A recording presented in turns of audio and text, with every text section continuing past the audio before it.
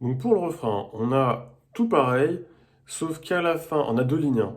Donc à la fin de la première ligne, euh, au lieu d'avoir sur la deuxième mesure, parce que chaque ligne en fait est divisée en deux mesures, donc la deuxième mesure, on a un do fa sur la première partie, mais la deuxième partie, elle est encore divisée par deux.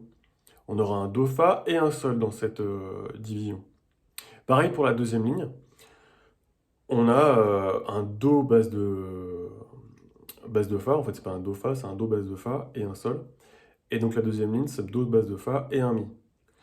Et ici, j'ai précisé avec deux flèches rouges la rythmique pour ces deux accords. C'est-à-dire va, va, vient. Donc le do basse de fa, il fera va, va, vient. Et le sol va, va, vient. Ça, c'est pour la première ligne, les accords de la fin. Euh, la deuxième ligne, les accords de la fin, j'aurai do, fa, pareil. Pardon, do basse de fa, c'est ça, hein. Je me suis trompé tout à l'heure, je crois. Do basse de fa, va, va, vient. Sol, va, va, vient. Et deuxième ligne, ça fera ça.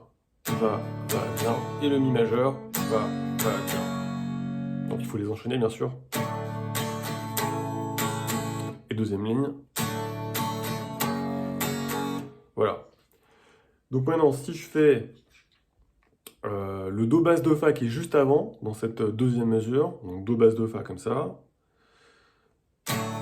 Pardon. Donc ça, c'est le rythme qu'on a pour tous les accords, le rythme de base qu'on a sur le couplet. Donc je fais ça sur le do basse de fa. Ensuite, j'ai un do basse de fa à un temps avec le sol, vous savez. Et le sol, ce qui fait ça.